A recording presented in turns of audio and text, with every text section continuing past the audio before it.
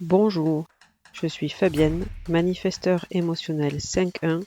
Je suis dans mon expérimentation design humain depuis 2017 et je vous en parle ici. Bienvenue.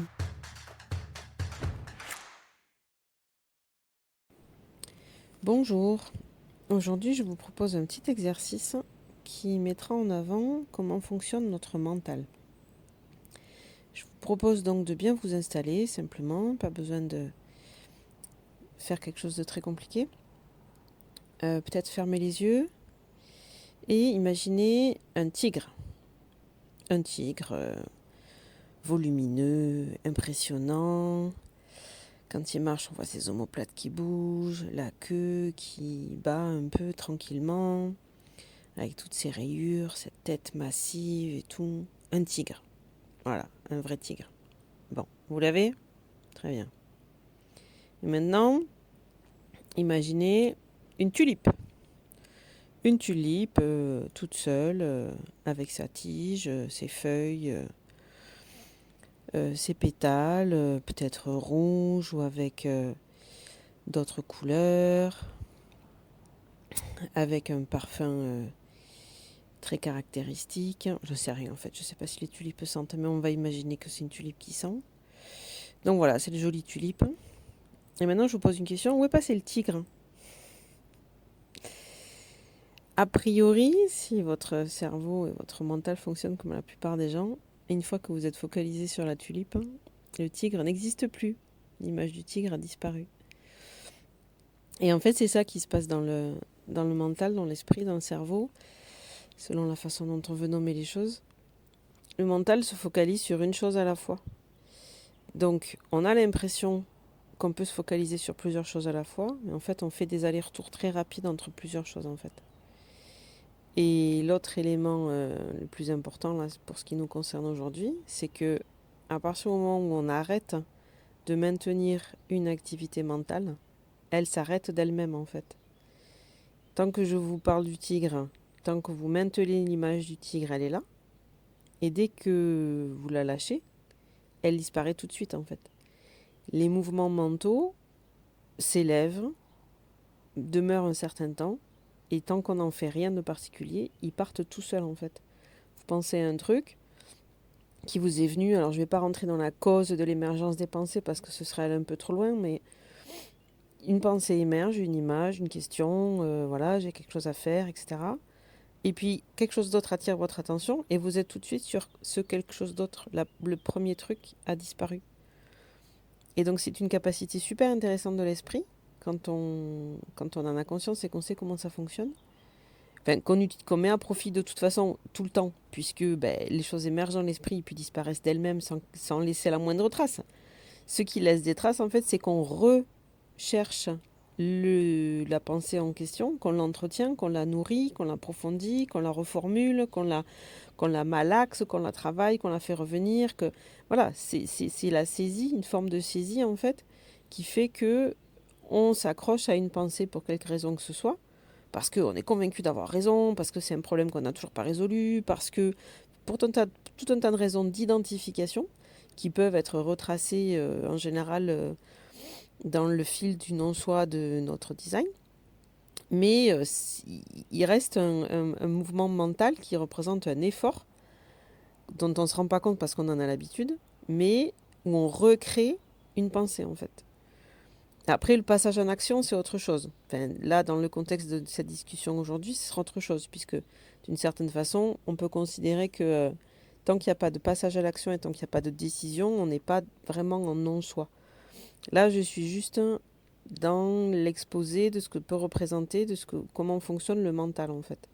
Et simplement pour mettre en avant à quel point c'est relativement facile. Alors, il y a distinction entre simple et facile, ça c'est une autre question, mais relativement facile de lâcher une pensée en fait. Il faut juste arrêter de la nourrir. Vous avez eu le tigre, vous avez tenu l'image du tigre, très bien, et dès que votre attention est partie sur autre chose, pouf, le tigre a disparu. Alors, l'image d'un animal, l'image d'une fleur, c'est relativement anodin ou relativement dépourvu on va dire pour la plupart d'entre nous, tant qu'on n'a pas une phobie des tigres ou une phobie des tulipes, ce sont des choses assez anodines. Mais ça fonctionne pareil avec tous les mouvements de l'esprit, en fait, que ce soit les émotions, même les dépressions les plus profondes, etc. Je ne suis pas en train de dire qu'il ne faut pas se soigner si on a une dépression, par exemple. C'est pas du tout ça que je dis. Mais la façon dont ça fonctionne dans l'esprit, avec des émotions qui peuvent paraître assez fortes, c'est que il suffit de pas grand-chose en fait pour que l'émotion disparaisse, puisqu'elle a aucune substance, elle a aucune tenue, elle a aucune durée, elle a aucune existence réelle. C'est juste un mouvement dans l'esprit en fait. Donc, en termes de design, une fois qu'on a compris les grandes lignes de du fonctionnement de notre non-soi, il n'y a pas besoin forcément d'avoir fait des années et des années d'études de notre design. Quand on a les bases du fonctionnement de notre non-soi, on peut apprendre à voir, à détecter en soi les pensées qui sont liées à notre non-soi. Et le simple fait de pouvoir donner un nom et de pouvoir dire, ah ben voilà, ça c'est une pensée qui est liée par exemple mon centre égo ouvert, qui est le premier conditionnement. En faisant ça, je vais faire mes preuves et je vais leur montrer que je suis digne d'estime. Toutes les déclinaisons possibles de cet ordre de pensée-là, je vais faire mes preuves, je vais leur montrer, je vais m'améliorer, je vais leur prouver que, je vais promettre que je vais tenir ce truc-là et je vais le faire jusqu'au bout, pour leur montrer que je suis digne de confiance, par exemple. Toutes ces pensées autour de ça, a priori, c'est votre ego ouvert qui s'exprime. Le non-soi de votre ego ouvert. Le non-soi du centre émotionnel ouvert. Oh là là, il faut surtout pas que je dise vraiment ce que je pense parce que ça risque de dégénérer en crise émotionnelle. Je vais surtout pas dire non à cette personne parce que elle va m'en vouloir et ça va être impossible à vivre entre nous deux. Donc je vais dire oui, même si j'ai pas très envie, pour surtout éviter la confrontation. Ça, c'est voilà, deux messages de non-soi mental très typiques. Mais ça peut être aussi, bon, allez, il faut que je passe à l'action, je vais faire des trucs. Pour tous les non-manifesteurs, en gros, le non-soi du non-manifesteur, c'est d'initier. Bon, allez, il faut que j'y aille, je vais passer à l'action, je vais faire des trucs, je vais aller courir après mes rêves, je vais réaliser des trucs, je vais aller au devant de l'action, je vais faire des trucs, etc. Ça, c'est typiquement voilà, du non-soi de non-manifesteur. Alors que du non-soi de manifesteur, ça va être non, mais si je prends l'initiative ici, ça va être mal vu, je vais être rejeté, je vais passer pour quelqu'un de bizarre, ou alors aussi bien ça va pas marcher, ça va pas leur plaire, ou j'en sais rien. Ça, c'est du non-soi typique de manifesteur qui n'initie pas. Etc., etc., etc. D'où l'intérêt de connaître le fonctionnement de notre non-soi spécifique. Il y a des grandes généralités pour beaucoup de gens, mais après, il y a beaucoup de nuances spécifiques pour soi. Mais même sans aller très loin, le non-soi du type, le non-soi des centres non définis, ça permet déjà de détecter beaucoup, beaucoup de pensées du non-soi. Et une fois qu'on peut avoir cet entraînement, on dit, ah, tiens, voilà une pensée de non-soi, je la vois et je la laisse passer. Quand je disais que ça peut être émotionnel et lié à des émotions qui peuvent paraître fortes et qui nous donnent l'impression que ce sont elles qui nous dominent en fait, moi j'ai vécu une expérience très concrète, un exemple très concret de comment c'est pas le cas en fait. J'étais dans une situation où j'étais un dimanche matin où je m'étais dit ça y est, je vais pouvoir faire la grasse matinée, j'ai rien à faire de spécial aujourd'hui. Et j'ai entendu à l'extérieur des gens qui faisaient beaucoup de bruit, et qui m'ont réveillée. Sauf qu'en l'occurrence, c'était les femmes de ménage qui étaient là très tôt, un dimanche matin, pour nettoyer la résidence étudiante où je me trouvais, qui donc n'étaient pas chez elles avec leur famille un dimanche matin. Et tout ça, toutes ces pensées se sont enchaînées dans ma tête assez rapidement. Et ça a mené à ce que ma colère qui est montée quand je les ai entendues comme ça crier autour de nous et me réveiller et entre guillemets me gâcher mon dimanche matin, quand je me suis rendu compte que je me mettais en colère pour rien et que c'était juste elles, c'était leur travail et elles préféreraient probablement pas être justement au travail, mais ma colère est retombée tout de suite, mais vraiment sans laisser de traces en fait. Et j'ai lâché ce truc en moi qui me disait que j'avais raison d'être en colère, que c'était elles qui étaient en faute et qu'elles n'avaient pas à crier aussi fort un dimanche matin et qu'elles pourraient quand même penser à nous, etc. Tout ça, ça s'est effondré d'un coup et puis je suis quand même restée au lit et je suis même probablement rendormie, j'en sais rien. Mais pour dire que même une émotion forte comme ça, si on arrête de la nourrir, si on arrête de l'entretenir, elle disparaît d'elle-même en fait. Je sais que ça peut paraître assez incroyable et difficile à croire, mais en fait, c'est exactement le même mécanisme qu'avec le tigre et la tulipe. C'est exactement la même chose. C'est juste que certaines émotions ou certaines pensées ou certaines choses auxquelles on s'identifie beaucoup, on se dit c'est moi, je pense comme ça, j'ai raison de penser comme ça, c'est normal, etc. Ou alors aussi je suis nul, de toute façon je vais jamais y arriver, etc. Enfin, ça, tout ça c'est le même ordre de choses auxquelles on s'accroche, de pensées auxquelles on s'identifie.